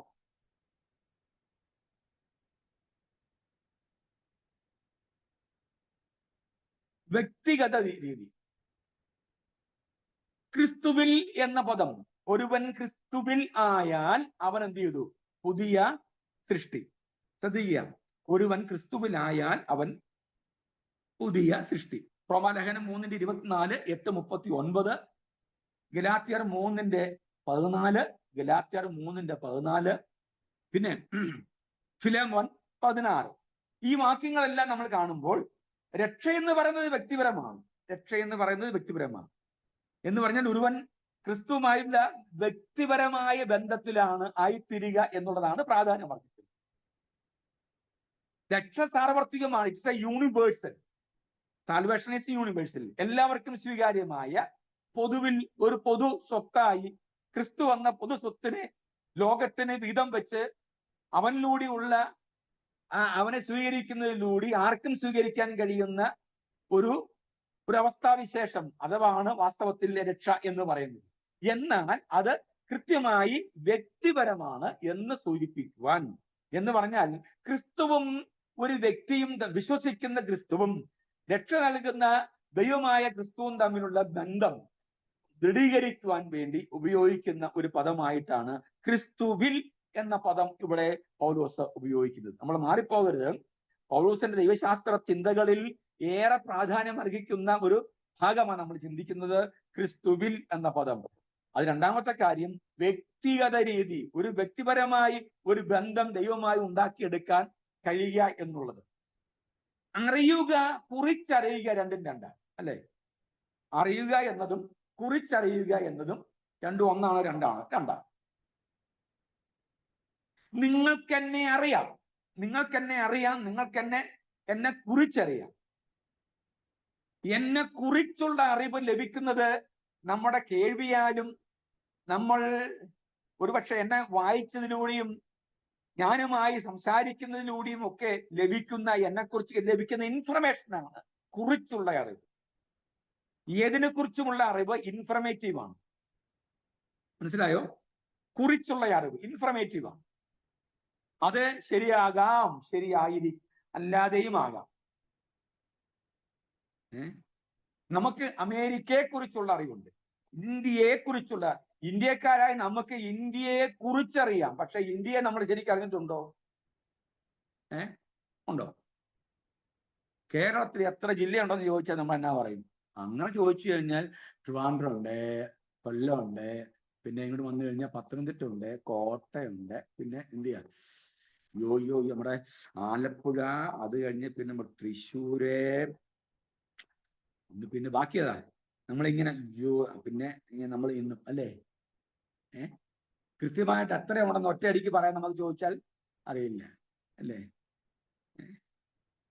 നമ്മൾ ചില ഈ യൂട്യൂബിലൊക്കെ ചില ഇൻസ്റ്റന്റ് ക്വസ്റ്റ്യൻ ചോദിച്ചിട്ട് ആളുകള് ഇന്ദിരാഗാന്ധിയും മഹാത്മാഗാന്ധി തമ്മിലുള്ള ബന്ധം എന്താന്ന് ചോദിച്ചാൽ ചേട്ടൻ്റെ മാള നിരായുധ എന്ന് പറഞ്ഞത് നമ്മുടെ ഗാന്ധിജിയുടെ അവരുടെ ഗാന്ധിജിയുമായിട്ട് ബന്ധമുള്ള ഒരു അടുത്ത റിലേഷനുള്ള ഒരാളാ എന്നൊക്കെ പറയുന്നത് നമ്മൾ കേട്ടിട്ടില്ലേ? ശ്രദ്ധിച്ചേ, നമുക്ക് അറിവുകളുണ്ട്, നമുക്ക് ലഭിക്കുന്ന ഇൻഫർമേഷൻസ് ഒരു പക്ഷെ തെറ്റാകാം, ശരിയാകാം, അതെല്ലാം കുറിച്ചുള്ള അറിവാണ്. പക്ഷെ അറിയുക എന്ന് പറഞ്ഞാൽ അത് വ്യക്തിപരമാണ്, അത് അനുഭവമാണ്. ഞാൻ ഒരാളെ അറിഞ്ഞു എന്ന് പറഞ്ഞാൽ അതിന്റെ അർത്ഥം എന്താ? എല്ലാ അർത്ഥത്തിലും എനിക്ക് അറിയാം എന്നുള്ളതാണ്. ശാരീരികമായി, വൈകാരികമായി, ഭൗതികമായി, തത്വപരമായി, ചിന്താപരമായി, ആശയപരമായി എല്ലാ അർത്ഥത്തിലും ഞാൻ മനസ്സിലാക്കി, എനിക്ക് ബോധ്യപ്പെട്ടു എന്നുള്ളതാണ്. വാസ്തവത്തിൽ ക്രിസ്തുവുമായുള്ള അറിവ് കുറിച്ചുള്ള അറിവാണ്. കുറിച്ചുള്ള അറിവല്ല നമുക്ക് ആവശ്യം, മറിച്ച് നമുക്ക് ആവശ്യം ക്രിസ്തുവിനെ അടുത്ത് അറിയാം എന്നുള്ള അവസ്ഥയായിരിക്കണം. അറിവ്, കുറിച്ചുള്ള അറിവ് അതൊരു അവസ്ഥയല്ല, അതൊരു അവസ്ഥയായിരിക്കാം. പക്ഷേ അറിയുക എന്ന് പറയുന്നത് അനുഭവമാണ്. ഒന്നുകൂടി ഞാൻ പറയാം, കുറിച്ചറിയുക എന്ന് പറയുന്നത് ഒരവസ്ഥയും പിന്നെ അറിയുക എന്ന് പറയുന്നത് അനുഭവവുമായിരിക്കാം. അതാണ് വാസ്തവത്തിൽ ശരിയായി നമ്മൾ മനസ്സിലാക്കേണ്ടത്. വ്യക്തിപരമായ ബന്ധം എന്ന് പറഞ്ഞാൽ ക്രിസ്തുവിനെ എല്ലാ അർത്ഥത്തിലും നമ്മൾ അറിയുക. എങ്ങനെയൊക്കെ അറിയാൻ പറ്റുമോ അതെ, ആ രീതിയിലൊക്കെ അറിയാനുള്ള ഒരു വലിയ ശ്രമത്തിന്റെ ഭാഗമാണ് നമ്മുടെ വിശ്വാസ ജീവിതം എന്ന് പറഞ്ഞാൽ. ഓരോ ദിവസവും ഇനി ശ്രദ്ധിച്ചേ, ഈ രക്ഷിക്കപ്പെടുന്ന മുമ്പേ പറയേണ്ട കാര്യമായിരുന്നു യേശുക്രിസ്തുവിനെ കുറിച്ചോ അല്ലെങ്കിൽ രക്ഷകനെ കുറിച്ചൊക്കെ പറയുമ്പോൾ ഞാൻ പറയേണ്ട ഒരു കാര്യമായിരുന്നു. രക്ഷയ്ക്ക് ഒരു മൂലപദത്തിൽ ഉപയോഗിച്ചിരിക്കുന്ന 3 പദങ്ങൾ. ഒന്ന് അഗാരസോ, എക്സാഗരസോ, ലൂട്രോ എന്ന് പറഞ്ഞ പദം. 3 പദങ്ങൾ. ഇതിപ്പോൾ പറഞ്ഞാലും കുഴപ്പമില്ല, വ്യക്തിപരമായിട്ട് രക്ഷയുടെ കാര്യമാണല്ലോ നമ്മൾ പറയുക. അഗാരസോ എന്നൊരു പദം ഉപയോഗിച്ചിട്ടുണ്ട് രക്ഷയ്ക്ക്. ഒരുവൻ എന്ന് പറഞ്ഞാൽ അടിമച്ചന്തയിൽ ഒരു അടിമയെ വിലയ്ക്ക് വാങ്ങാൻ വേണ്ടി ചെല്ലുമ്പോൾ അടിമയ്ക്ക് എത്ര വിലയുണ്ടോ അത്രയും വിലയും ആദ്യം കൊടുക്കുന്നു. Paid the price. അതാണ് അഗാരസോ എന്ന് പറയുന്ന ഒന്നാമത്തെ രക്ഷയുടെ, ഒരു അടിമയെ വീണ്ടെടുപ്പിന്റെ ആദ്യത്തെ പടി എന്ന് പറയുന്നത്. രണ്ടാമത് എക്സാഗരസോ എന്ന് പറഞ്ഞാൽ paid the price, bring him out. നമ്മൾ പണം മുടക്കി അടിമയെ വാങ്ങിക്കുന്നു, അവനെ അടിമച്ചന്തയിൽ നിന്നും എന്ത് ചെയ്തു? പുറത്തു കൊണ്ടുവരുന്നു. അടിമയെ അടിമച്ചന്തയിൽ നിന്നും. വീണ്ടെടുപ്പിന്റെ രണ്ടാമത്തെ ഭാഗം എക്സാഗരസോ എന്ന് പറഞ്ഞാൽ paid the price and bring him out. മൂന്നാമത്തത് ലൂട്രോ എന്ന പദം. ലൂട്രോ അഗാരസോ എക്സാഗരസോ ലൂട്രോ. അഗാരസോ എക്സാഗരസോ ലൂട്രോ. ലൂട്രോ എന്ന പദം pay the price, bring him out, എവിടെ? From the സ്ലൈവറി market, set him free. അവനെ എന്ത് ചെയ്തു? പണം കൊടുത്ത് മുതൽ മുടക്കി അവനെ വിലയ്ക്ക് വാങ്ങുന്നു, പിന്നെ അവനെ കണ്ടെത്തുന്നു, വിലയ്ക്ക് വാങ്ങുന്നു, പണം കൊടുക്കുന്നു, വിലയ്ക്ക് വാങ്ങിയ ശേഷം അവനെ അടിമച്ചന്തയിൽ നിന്ന് പുറത്തു കൊണ്ടുവന്ന് സെറ്റ് ഹിം ഫ്രീ. അവനെ എന്ത് ചെയ്തു? ഫ്രീ ആയിട്ട് അവനെ എന്ത് ചെയ്തു? മുതൽ മുടക്കി വെറുതെ എന്ത് ചെയ്തു? ഫ്രീ ആയിട്ട് വിടുന്നു. ഇതാണ് 3 വീണ്ടെടുപ്പിന്റെ കാര്യം. വ്യക്തിപരമായി നമുക്ക് ക്രിസ്തുമായുള്ള ബന്ധത്തിൽ നമുക്ക് സ്വാധീനമായി അല്ലെങ്കിൽ നമ്മൾ കടന്നുപോയ ഈ 3 മാർഗത്തിലൂടെയാണ്. ആർക്കും വേണ്ടാതെ അടിമച്ചന്തയിൽ പലരും വന്ന് വില പറഞ്ഞ് വിലപേശി, പലർക്കും നേടാൻ കഴിയാതെ, വില കൊടുക്കാൻ കഴിയാതെ വിലപേശിയിട്ട് ആർക്കും വേണ്ടാത്ത ഒരു വിൽപ്പന ചരക്ക് പോലെ അടിമച്ചന്തയിൽ നിന്ന എന്നെയും നിങ്ങളെയും ഒരിക്കൽ അവൻ നമ്മളെ അടിമച്ചന്തയിൽ വെച്ച് കണ്ട് അവൻ നമുക്ക് വില പറഞ്ഞു ഉറപ്പിച്ചു. അവൻ വില കൊടുത്തു. അഗാരസോ എക്സാഗരസോ then lutro, then he pick up from the slavery market and set him free, set us free. നമ്മളെ എന്ത് ചെയ്തു? അവൻ സ്ലൈവറി മാർക്കറ്റിൽ നിന്നും പുറത്തു കൊണ്ടുവന്ന ശേഷം നമുക്ക് എന്ത് ചെയ്തു? അതുകൊണ്ടാണ് നമ്മൾ ഇങ്ങനെ പൗലോസ് പറഞ്ഞത്, ഇനി ആരും എന്ത് ചെയ്ത് നുകത്തിന്റെ കീഴിൽ അടിമയായി പോകാൻ പാടില്ല. അപ്പം ക്രിസ്തുവിൽ ഇൻ ക്രൈസ്റ്റ് എന്ന പദത്തിലൂടെ പൗലോസ് അർത്ഥമാക്കുന്ന 4, 4, 5, 6, 7 പ്രധാനപ്പെട്ട പോയിന്റുകളുണ്ട്. അത് രണ്ടാമത്തെ പോയിന്റ് ഇതാണ്, ഐഡന്റിഫൈ സെൻസ്. നമ്മൾ വ്യക്തിപരമായി നമ്മൾ മനസ്സിലാക്കേണ്ട വ്യക്തിപരമായ രീതി. ഇത്രയും കാര്യങ്ങൾ നമ്മൾ ഇന്ന് പഠിച്ചതിൽ നിന്നും നിങ്ങൾക്ക് ചില കാര്യങ്ങൾ മനസ്സിലായെന്ന് ഞാൻ വിശ്വസിക്കുന്നു. ബാക്കിയുള്ള കാര്യങ്ങൾ അടുത്ത ക്ലാസ് നമുക്ക് പഠിക്കാം. ഏതെങ്കിലും കാര്യങ്ങളിൽ നിങ്ങൾക്ക് മനസ്സിലാകാത്തതുണ്ടെങ്കിൽ നിങ്ങൾക്ക് ചോദിക്കാം. ഇല്ല എങ്കിൽ നമുക്ക് അവസാനിപ്പിക്കാൻ. നോട്ട് ഇത്രയും ഭാഗത്തിന്റെ തരുന്നതായിരിക്കും. ദൈവം നമ്മെ സഹായിക്കട്ടെ. ഞാൻ ഈ പറഞ്ഞ കാര്യങ്ങൾ നിങ്ങൾക്ക് ബോധ്യപ്പെട്ടു എന്നുള്ള കാര്യങ്ങൾ ഞാൻ വിശ്വസിക്കുന്നു. ദൈവം നമ്മെ സഹായിക്കട്ടെ. ഇനി ലാലിച്ച ബാക്കി കാര്യങ്ങൾ ചെയ്യുന്നതായിരിക്കും. Okay, thank you. Price the Lord. വളരെ അനുഗ്രഹിക്കപ്പെട്ട രീതിയിൽ ക്ലാസ് എടുക്കുവാൻ കർത്താവിന്റെ ദാസനെ ഇന്ന് രാത്രിയിൽ ദൈവം സഹായിച്ചതോർത്ത് സ്തോത്രം ചെയ്യുന്നു. ജോയിൻ ചെയ്ത എല്ലാ പ്രിയപ്പെട്ടവരോടും വളരെ അനുഗ്രഹിക്കപ്പെട്ട ക്ലാസ് എടുത്ത കർത്താവിന്റെ ദാസനോട് പ്രത്യേക നന്ദി. നിങ്ങൾ കാണിക്കുന്ന എല്ലാ ഉത്സാഹത്തിനും നന്ദിയുണ്ട്. നമുക്കിപ്പോൾ പ്രാർത്ഥനയോടെ ആശീർവാദത്തോടെ പിരിയാം. കർത്താവിന്റെ ദാസൻ പാസ്റ്റർ ഷാജി കെ ഡാനിയൽ തന്റെ തിരക്കുകൾക്കിടയിലൊക്കെ കയറാറുണ്ട്. ദൈവം എല്ലാ ദിവസവും സഹായിക്കട്ടെ. ആരെങ്കിലും ദൈവാത്മാവ് പ്രേരിപ്പിക്കുന്ന ഒരാള് പ്രാർത്ഥിക്കുകയും കർത്താവിന്റെ ദാസൻ ആശീർവാദം പറയുകയും ചെയ്യും. ആരാണ് പ്രാർത്ഥിക്കുന്ന ഒരാൾ? അൺമ്യൂട്ട് ചെയ്ത് പ്രാർത്ഥിച്ചാൽ. ഹല്ലേലൂയ. സ്തോത്രം സ്തോത്രം സ്തോത്രം. കർത്താവേ, കരുണയുള്ള ദൈവമേ, സ്വർഗ്ഗീയ നല്ല പിതാവേ, അനുഗ്രഹിക്കപ്പെട്ട നല്ല രാത്രിക്കായി നന്ദിയോടെ സ്തുതിക്കുന്ന സ്തോത്രം ചെയ്യുന്ന കർത്താവേ.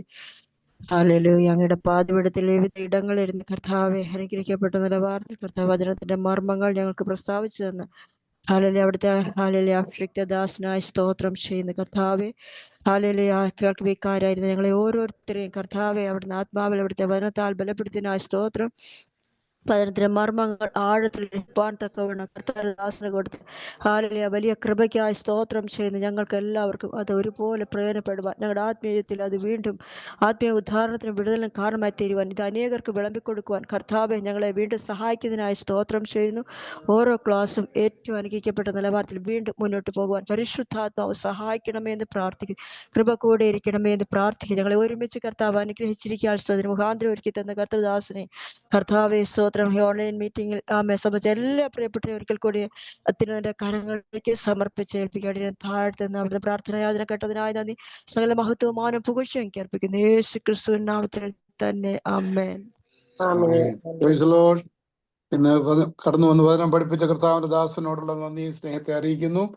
വളരെ അനുഗ്രഹിക്കപ്പെട്ട ക്ലാസ്സുകൾ നയിക്കുവാൻ ദൈവം ദേവദാസനെ സഹായിച്ചുവല്ലോ. കടന്നു വന്ന എല്ലാവരെയും കർത്താവ് വീണ്ടും അനുഗ്രഹിക്കട്ടെ. ഉത്സാഹത്തോടെ നമുക്ക് വീണ്ടും കടന്നു വരാം. നാളെ നമ്മുടെ ചാപ്പൽ സർവീസാണ്. അതിനുവേണ്ടി ഉത്സാഹത്തോടെ കടന്നു വരികയും അനേകരെ പ്രേരിപ്പിക്കുകയും ചെയ്താട്ട് നമുക്ക് പ്രാർത്ഥനയോടെ ആശീർവാദത്തോടെ കടന്നു പോകാം. പിതാവായ ദൈവത്തിന്റെ സ്നേഹവും പുത്രനായ ക്രിസ്തുവിന്റെ കൃപയും ആശ്വസിപ്പിച്ച് വഴി നടത്തുന്ന പരിശുദ്ധാത്മാവിന്റെ സംസർഗവും കൂട്ടായ്മയും കാവലും നമ്മൾ ഓരോരുത്തരുടെ കൂടെയും തന്നെ പഠിപ്പിച്ച കർത്താവിന്റെ ദാസനോട് കൂടെയും നമ്മൾ പ്രാർത്ഥിച്ചുകൊണ്ടിരിക്കുന്ന വിഷയങ്ങളോടുകൂടെയും നമ്മുടെ ബൈബിൾ കോളേജിനോട് കൂടെയും ഇന്നുവരെ നീക്കും കർത്താവിന്റെ വരവരെയും ഉണ്ടായിരിക്കുമാറാകട്ടെ.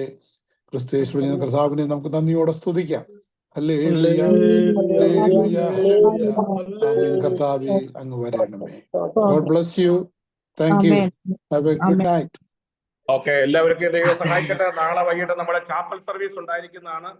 നിങ്ങളിൽ ആരെങ്കിലും ദൈവവചനം പറയുവാനൊക്കെ താല്പര്യമുള്ളവര് പറയണം. നിങ്ങളെയൊക്കെ വളർത്തിയെടുക്കുക എന്നുള്ളതാണ് നമ്മുടെ ഉദ്ദേശം. അതുകൊണ്ട് ദൈവവചനം പറയുവാൻ, സാക്ഷ്യം പറയുവാൻ, പാട്ട് പാടുവാനൊക്കെ സാഹചര്യമുണ്ട്. നിങ്ങൾ മുമ്പോട്ട് വരണം. ദയവായിട്ട് എനിക്ക് പേഴ്സണലായിട്ട് സ്തോത്രം അറിയിക്കുക. അതനുസരിച്ച് ചിലരൊക്കെ സാക്ഷി പറയാമെന്ന് പറഞ്ഞിട്ടുണ്ട്. ദൈവം എല്ലാവരെയും സഹായിക്കട്ടെ. ഇനി ആരും പറയാനില്ലെങ്കിൽ ഞങ്ങൾ ഗസ്റ്റുകളെയൊക്കെ വിളിക്കുന്നതായിരിക്കും. നിങ്ങളുണ്ടെങ്കിൽ ഫസ്റ്റ് പ്രിഫറൻസ് ഗോസ് ടു നിങ്ങൾക്കാണ്. അല്ലെങ്കിൽ നമ്മൾ ഗസ്റ്റുകളെ ഞങ്ങളൊക്കെ ആയിരിക്കും. സ്തോത്രം. ദൈവം സഹായിക്കട്ടെ. ഓക്കെ.